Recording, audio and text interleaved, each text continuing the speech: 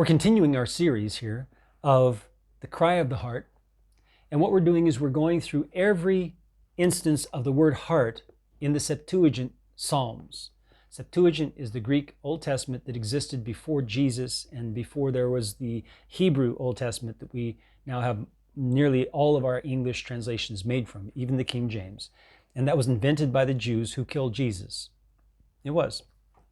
That school of Jews are the ones who said we must change the Old Testament as it's written so that it aligns with what we have told each other it should say.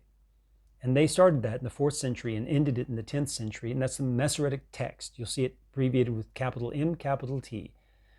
And every translation you're going to lay your hands on in English, the Old Testament is translated from that.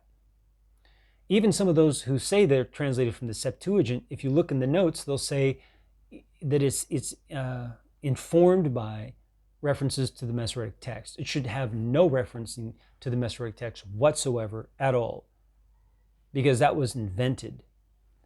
So here we go. You'll see that in the link below. There's a web page where I explain all of this. Also, about the first 5 to 10 minutes of the first video in this series explains it as well. We're on chapter 28 of Psalms, verse 4.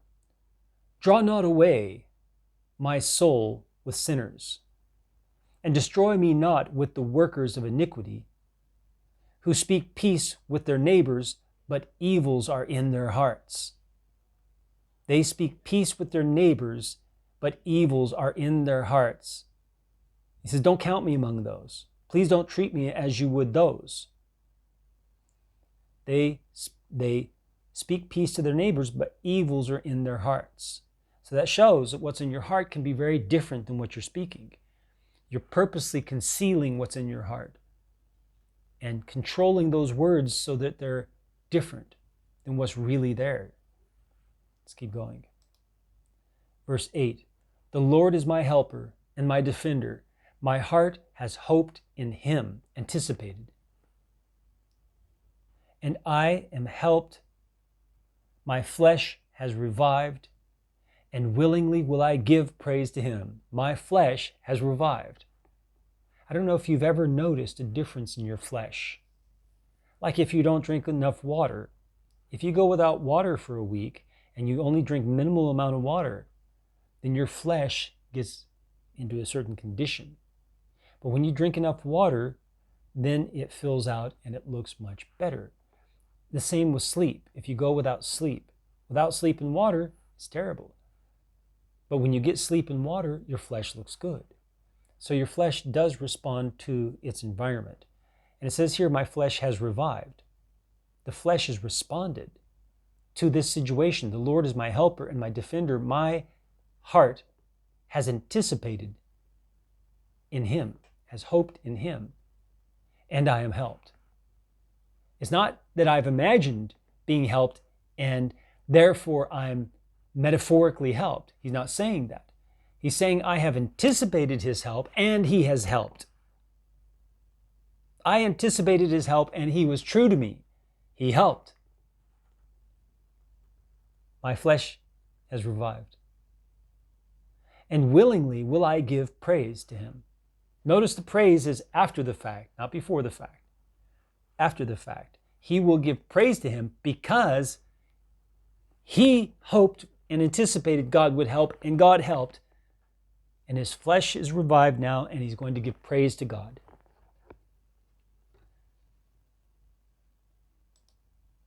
And then verse 25 of chapter 31.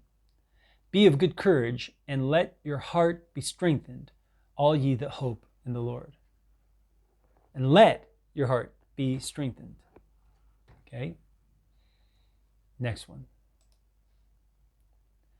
This is chapter 32, verse 6. I acknowledged my sin. And hid not mine iniquity. I said I will, that's lawlessness, by the way, iniquity. I said I will confess my lawlessness to the Lord against myself. Wow. Wow.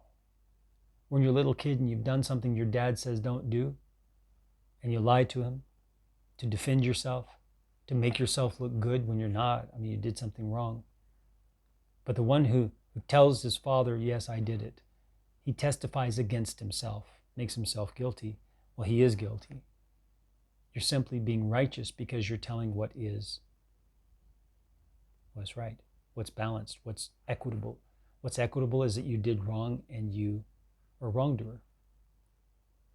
So it says, I will confess my lawlessness to the Lord against myself, and thou forgavest the ungodliness of my heart. Thou forgavest the ungodliness of my heart. Notice, he hadn't yet confessed. He says, I acknowledged my sin. So he recognized and said, yeah, this is sin. And he didn't hide his lawlessness. He didn't conceal it from himself and from God. And I said, I will confess my lawlessness to the Lord against myself. He said, I will. I will confess my lawlessness to the Lord against myself, and you forgave the ungodliness, the irreverence of my heart. You forgave the irreverence of my heart. Because when we sin and when we do lawlessness, we are irreverent. We do not hold up and revere what deserves to be revered. God and his law and his commandment and his justice and everything else that deserves to be revered. Let's keep going. Verse 12, be glad in the Lord and exult, ye righteous, the ones who do what is right. And glory, all ye that are upright in heart. All ye that are upright in heart. All ye that are upright in heart. Yeah, like straight, like truly straight. All of you who really are upright in your heart, that's the voice inside, remember? And that's what we just read, where he says, I acknowledged my sin and hid not mine iniquity. I said, I will confess my iniquity to the Lord. He's speaking in his heart. It says, you who are upright in heart. The voice in your heart is right and straight and up, not crooked, not concealing things. Let's keep going. Chapter 33, verse 12. But the counsel of the Lord endures forever, the thoughts of his heart from generation to generation. Wow, now we're getting into something really deep waters here. The thoughts of the heart of God. The counsel of the Lord endures forever. That counsel that God gives is the same from age to age, from generation to generation. All the time. That counsel that God gave then is also valid now and will also be valid in the future. For the future generations, the same counsel of the Lord is valid forever. And it says the thoughts of the heart of God also from generation to generation endures forever. The thoughts that God has in his heart that create the emotions in his heart endure for generation to generation. And God does indeed have emotions. And if you are careful in your reading, you will find out sometimes he's angry, sometimes he's jealous. Sometimes he wants to repent of something he did. Let's keep going. Verse 16. We have to go back one verse for the full sentence. He looks from his prepared habitation on all the dwellers on the earth, who fashioned their hearts alone, who understands all their works. A king is not saved by reason of a great host, and a giant shall not be delivered by the greatness of his strength. But it says here, the Lord looks out of heaven, he beholds all the sons of men, he looks from his prepared habitation on all the dwellers on the earth, who fashioned their hearts alone. He alone fashioned their hearts. He alone understands all their works. You cannot understand all the works of everyone around you. You cannot understand their hearts because you did not make their hearts. And you did not make your own hearts at all, because it says he fashioned their hearts alone. He alone created, fabricated your heart. He knows how your heart works. He knows all of the possible ways your heart can work. Then it says that he understands all of their works. What more needs to be said right there? Let's go to the next entry. So verse 22 of chapter 33, for our heart shall rejoice in him, and we have hoped in his holy name. We have hoped in his holy name. For our heart shall rejoice in him, and we have hoped in his holy name. Sorry, the enemy brought a couple of women along, blah, blah, blah, like a couple of hens, suddenly. So I wanted to control that and get us focused on this. For our heart shall rejoice in him, and we have hoped in his holy name. Let thy mercy, O Lord, be upon us according as we have hoped in thee. Okay, so it happened again, so I had to just pause it for a while and wait for it to just pass, okay? They had some reason they had to speak, but it's interesting that it would be right outside my door while I'm making these videos. No, I don't make videos very often during the day, but here we go. I want to back up just a couple of verses, because as I looked at this, we need to read a couple of verses back. It says that, behold, the eyes of the Lord are on them that fear him. This is chapter 33, verse 19. Behold, the eyes of the Lord are on them that fear him, those that hope in his mercy, to deliver their souls from death and to keep them alive in famine. It's not metaphorical famine, it's literal famine. Our soul waits on the Lord, for he is our helper and defender. For our heart shall rejoice in him, and we have hoped in his holy name. Here's the name of God. We have hoped in his holy name. Our heart shall rejoice in him. Not right now.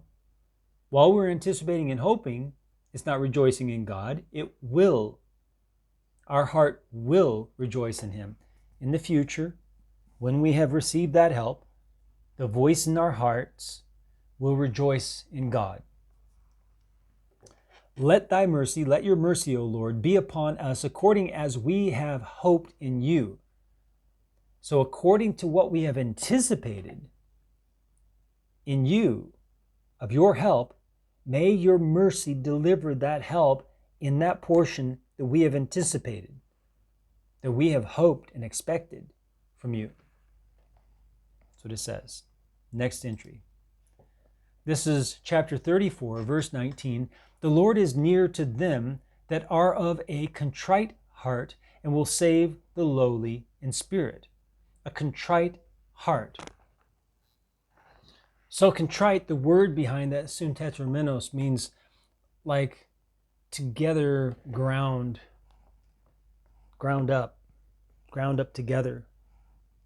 It's all together in place still, but it's like crushed and ground. Contrite.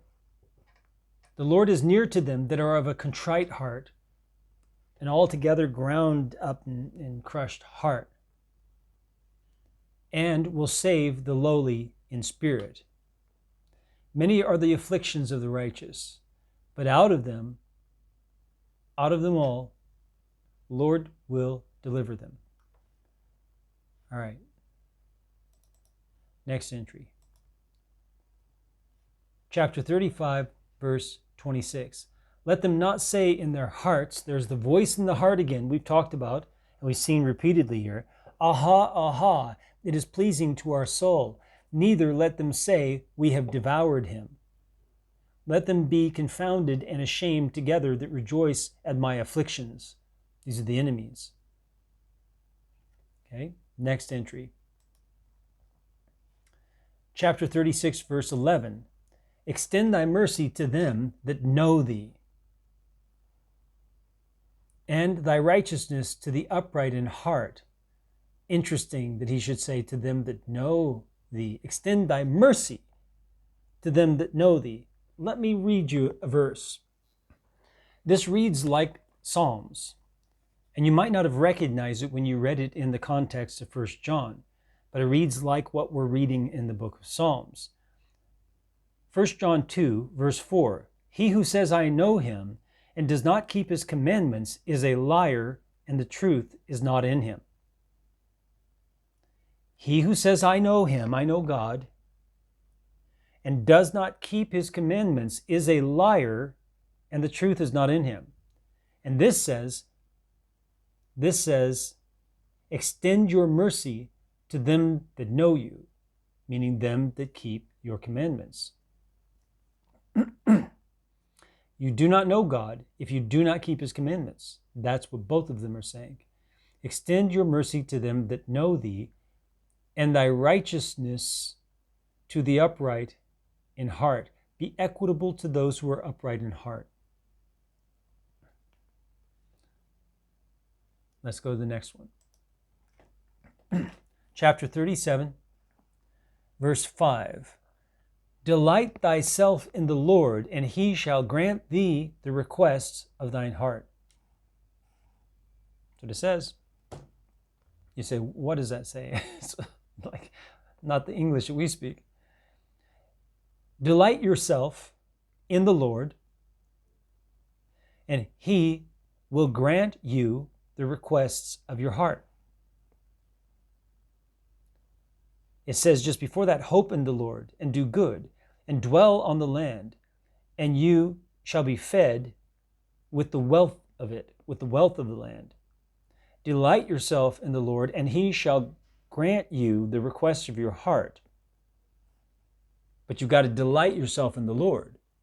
If you do not delight yourself in the Lord, then he will not grant the requests of your heart, because your heart is not set on him and what he desires. But if your heart is set on him and what he desires, he will give it to you, of course, because it's what he desires.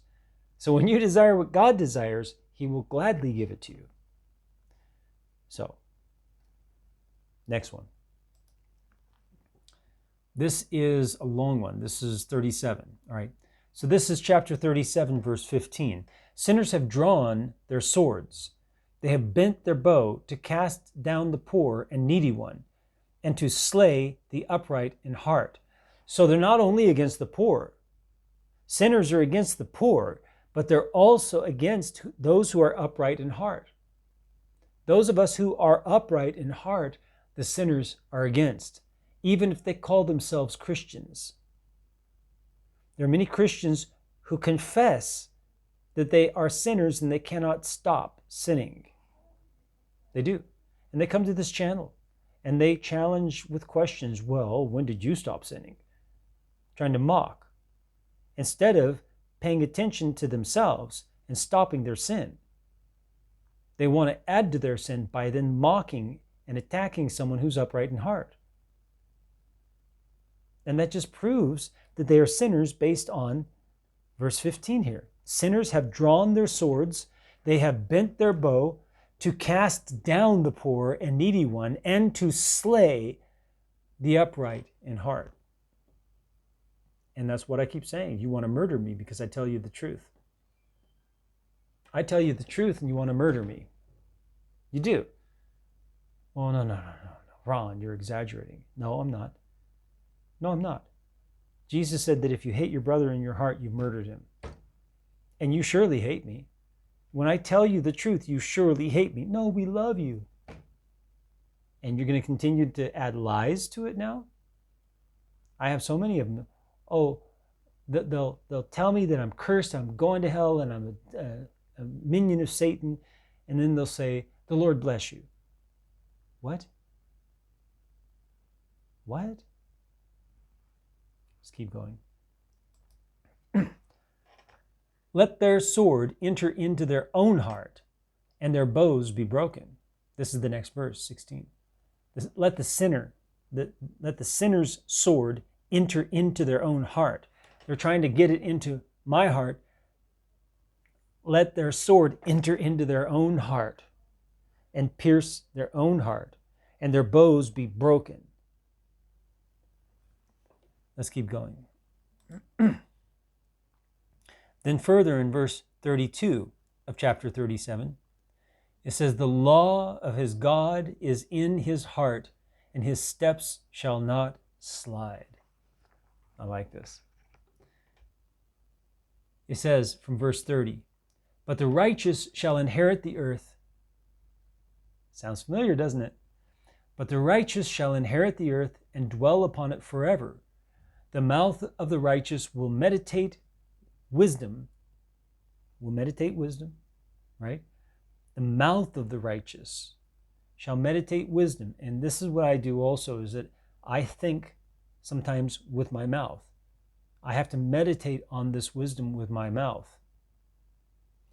The mouth of the righteous will meditate wisdom, and his tongue will speak of judgment. If we're always speaking of forgiveness and mercy, and kindness and loving, long-suffering, but we do not speak of judgment, we are not righteous. We aren't. We are not righteous. We're trying to conceal the judgment of God. We're trying to brush it away. The law of his God is in his heart, and his steps shall not slide. That's describing the righteous man who will inherit the earth and dwell upon it forever. He meditates on wisdom. His mouth meditates on wisdom. His tongue speaks of judgment. The law of God is in his heart, and his steps do not slide. The sinner watches the righteous and seeks to slay him, but the Lord will not leave him in his hands, nor by any means condemn him when he is judged. So when the sinner judges the righteous man, God's not going to condemn him.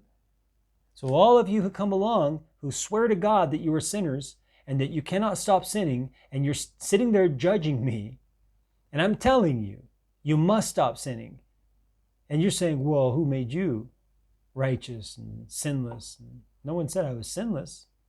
I have sinned, but I've stopped sinning. And I'm calling you to stop sinning because the Bible calls you to stop sinning. That's God's testimony. That means God's calling you to stop sinning. Paul, Jesus, John, they all say stop sinning. Directly. They say directly, stop sinning. You don't believe it. You don't believe it. You're the sinner. When you judge me, God's not going to condemn me because I'm careful to be upright in heart. I'm careful. Let's keep going to the next one. Chapter 38.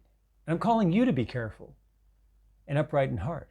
And then the same things will be true of you. And those of you who are already careful and upright in heart, you share in the same things that I share in from God. Chapter 38, verse 9. I have been afflicted and brought down exceedingly. I have roared for the groaning of my heart. But all my desire is before thee, and my groaning is not hidden from thee. My heart is troubled. My strength has failed me, and the light of my eyes is not with me. My eyes, the light of my eyes is not with me. My friends and my neighbors drew near before me and stood still, and my nearest of kin stood far off. While they pressed hard upon me that sought my soul, those who sought his soul pressed up upon him, and they that sought my hurt spoke vanities and devised deceits all the day. Let's go to the next entry. Chapter 39, verse 4. My heart grew hot within me, and a fire would kindle in my meditation. Even in his meditation, a fire would kindle. My heart grew hot within me, and a fire would kindle in my meditation. I spoke with my tongue. O Lord, make me to know mine end and the number of my days, what it is, that I may know what I lack. Behold, thou hast made my days old, and my existence is as nothing before thee. Nay, every man living is altogether vanity. And it starts out by saying, I was dumb, I couldn't speak, and humbled myself and kept silence from good words, and my grief was renewed. Soon as he stopped speaking good words, his grief was renewed. His heart grew hot within him. The fire kindled in his meditation even, because he refused to speak good words. That word is true good. No, it's good words. It's just good words. Good, beautiful words. And just before that it says, I said, I will take heed to my ways, that I sin not with my tongue. I set a guard on my mouth, while the sinner stood in my presence. I was dumb, and humbled myself, and kept silence from good words, and my grief was renewed. Not only did he keep silent from words, he kept silent from good words, and his grief was renewed. Let's keep going. Chapter 40, verse 9. I desired to do thy will, O my God, and thy law in the midst of my heart. The verse before it says, Then I said, Behold, I come, in the volume of the book it is written concerning me. Then I said, Behold, I come, in the volume of the book it is written concerning me. I desired to do thy will, O my God, and thy law in the midst of mine heart. I have preached righteousness in the great congregation. Lo, I will not refrain my lips, O Lord. Thou knowest my righteousness. I have not hid my truth within my heart. And I have declared thy salvation. I have not hid thy mercy and thy truth from the great congregation. Let's keep going.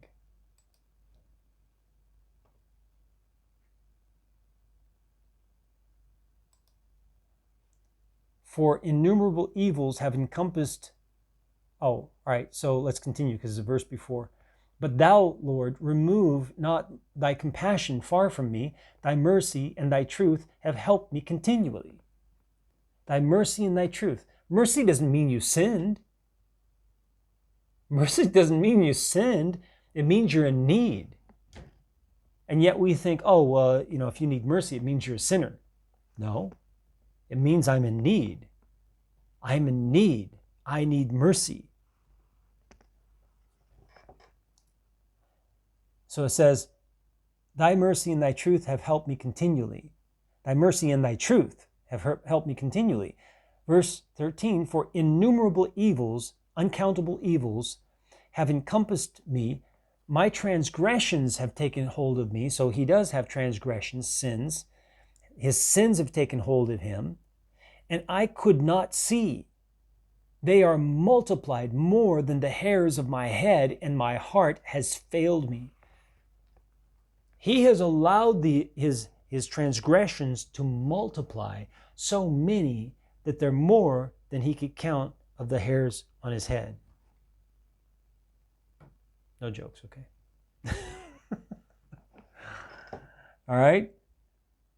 It says, be pleased, O Lord, to deliver me. O Lord, draw nigh to help me.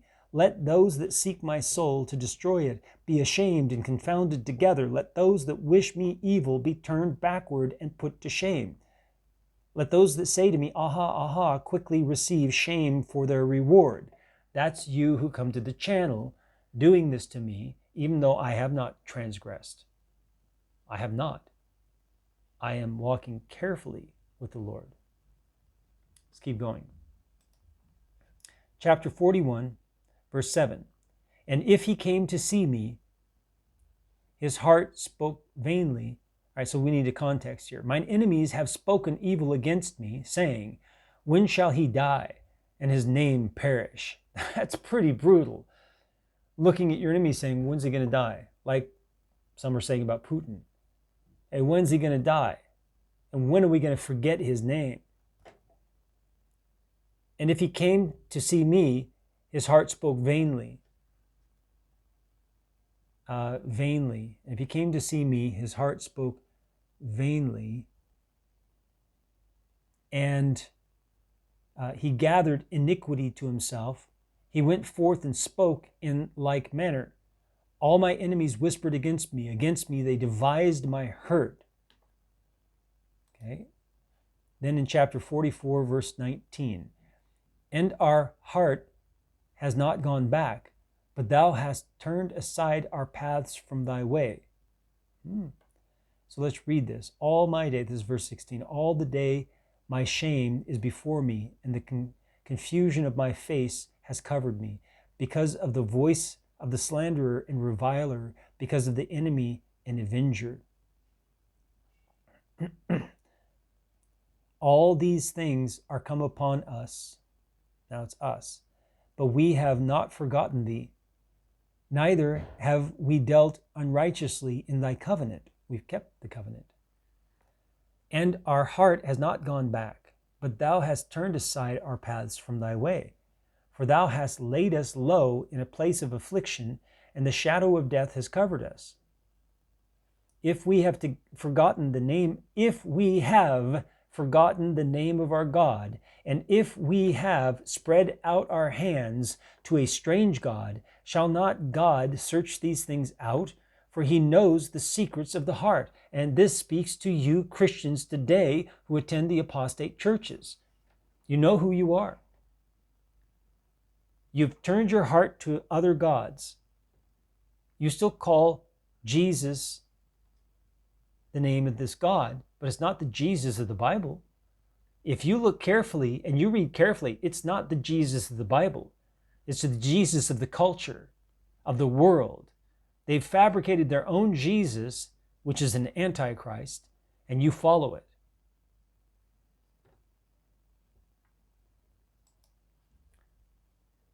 If we have forgotten the name of our God, and if we have spread out our hands to strange God, shall not God search these things out? For he knows the secrets of the heart.